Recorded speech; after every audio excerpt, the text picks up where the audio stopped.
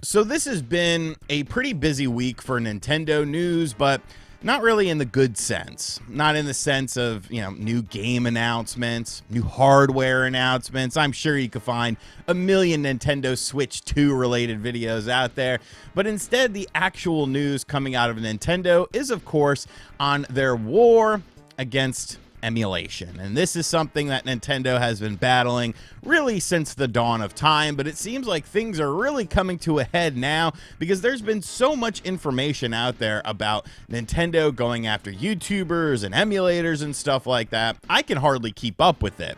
We started the week out talking about the situation with Russ from Retro Game Core, where Russ from Retro Game Core had made a video showcasing Wii U emulation now available on Android devices, and Nintendo decided to copyright strike that video.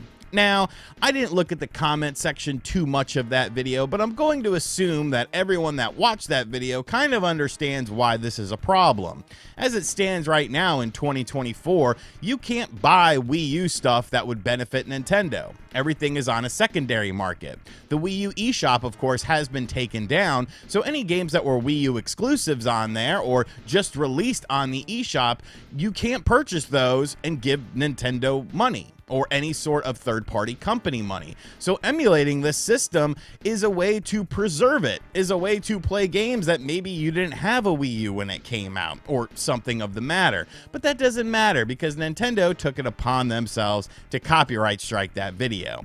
Then, of course, we had the Ryujinx situation, which was a big thing because that was the second biggest Nintendo Switch emulator right next to, of course, Yuzu, which Nintendo ended up taking to court and getting a bunch of money from. Now, there was a bunch of misinformation in a lot of people's reporting about the Ryujinx situation, that this was a very peaceful thing, but allegedly what had happened was they went to the creator of Ryujinx's house in Brazil, knocked on the door and hit him with a C&D and basically said, hey, you keep this up, we're taking you to court, or you can stop and we won't. This wasn't a pleasant situation. This wasn't a coming together, a meeting of the minds or anything like that.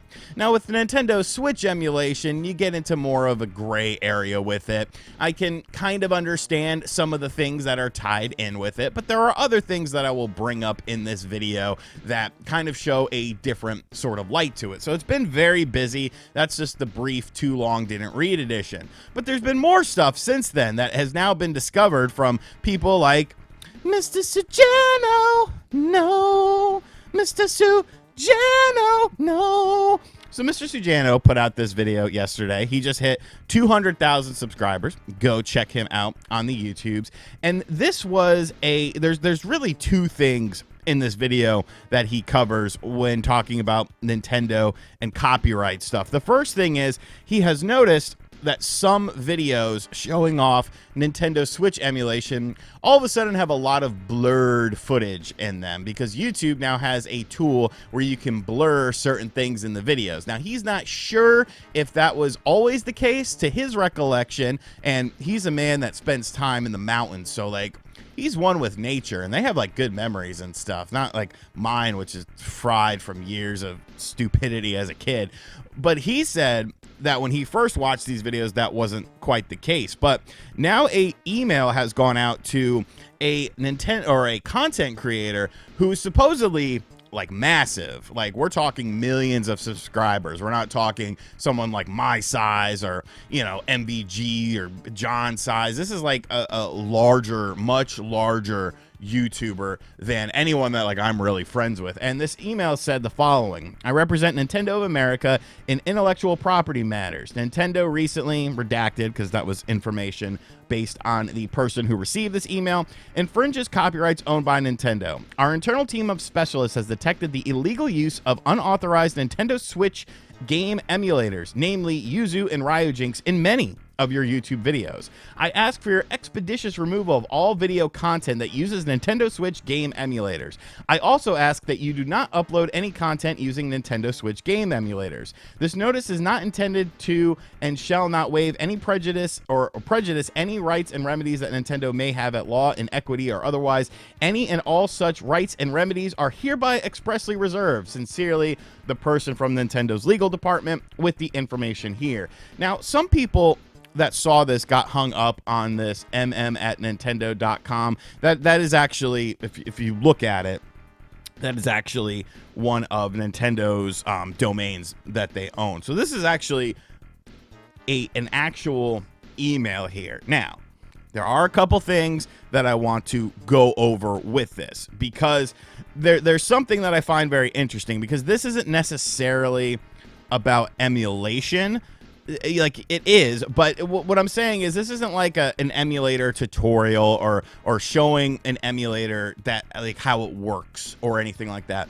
This is essentially, to me, saying that they are essentially playing games with Yuzu and Ryujinx in order to, you know, maybe play them early, maybe get early release content out there or something like that. That's just kind of how I'm reading it. It doesn't really seem to be more so focused on the emulation. It seems to be more so focused on the piracy.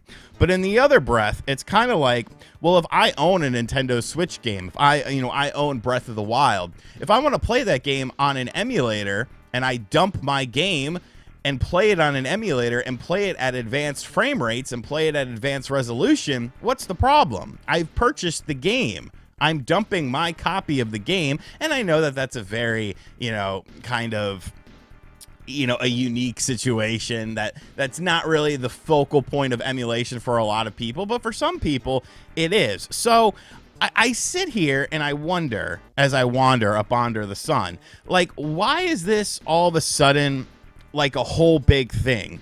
Because to me, this seems like putting a band-aid on like a gunshot wound. Like, it's not going to fix the situation. This is a situation that has been ongoing for years, a situation that you obviously did not take very seriously until recently. And I remembered seeing something here. So a couple of months ago, actually last month, in September, I remember seeing a bunch of videos and articles pop up online about Nintendo changing their kind of like content guidelines for sharing videos. And it seems like ever since this time, there has been a lot of that. And if you scroll down here, you could see things like, will Nintendo remove content from sharing platforms? Yes, we will remove the right to remove any content that we believe is unlawful, infringing, inappropriate, or not in line with the guidelines. In some cases, Nintendo may take down videos on behalf of our third-party partners. So inappropriate is always an interesting word, because who is to decide whether something is inappropriate or not? A lot of people think I'm an inappropriate person because of, my attitude and the things I say sometimes, but I don't think I am. My family, at least I don't think they think I am. But then you get down here, you see, modding, modified game software. What? Using emulation and stuff like that, impair the gameplay experience in multiplayer mode, such as disrupting game progress. Like, there's a lot of stuff that has been kind of added into here very quietly and clarified, I should say, because a lot of this stuff maybe was a bit of a gray area. And it seems like ever since then, like, the floodgates have opened, and all, Ryujinx goes down, C&D. Russ from Retro Game Core gets hit with a copyright strike for Wii U emulation, and they're not just doing it in one particular manner. There's a lot of different avenues. Sometimes you get a copyright strike, sometimes you get an email. In bigger cases, sometimes you get a visit from Nintendo themselves. And it's like, okay, let's call a spade here.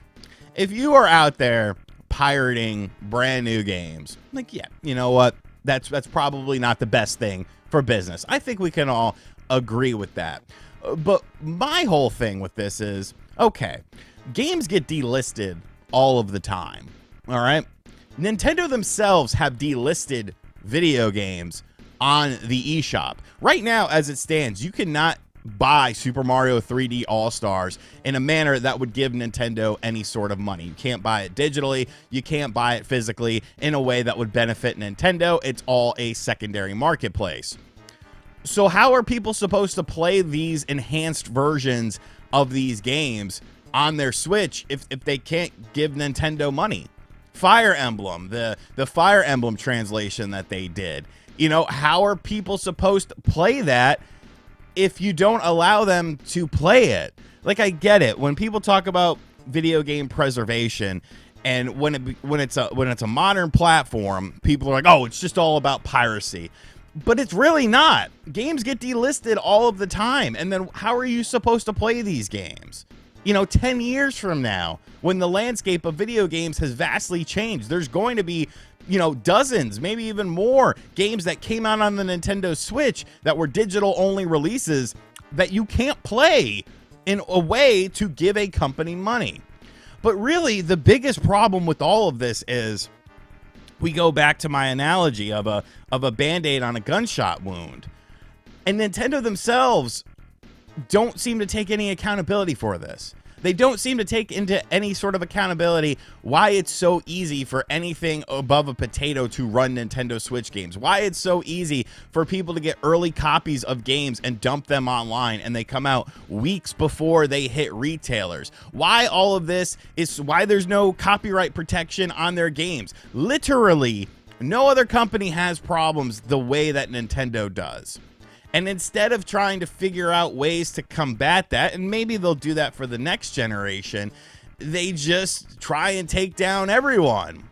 Like, oh, it's your fault. And it's like, well, yes, like maybe they're not completely innocent in some cases of things like that, but really it boils back to you. Take accountability for this. Come up with better anti-copyright and anti-piracy protection measures. And really, at the end of the day, Nintendo's the only company that seems to have problems with this stuff right now, yet they're doing the best in terms of making money and stuff. Napster didn't kill Metallica.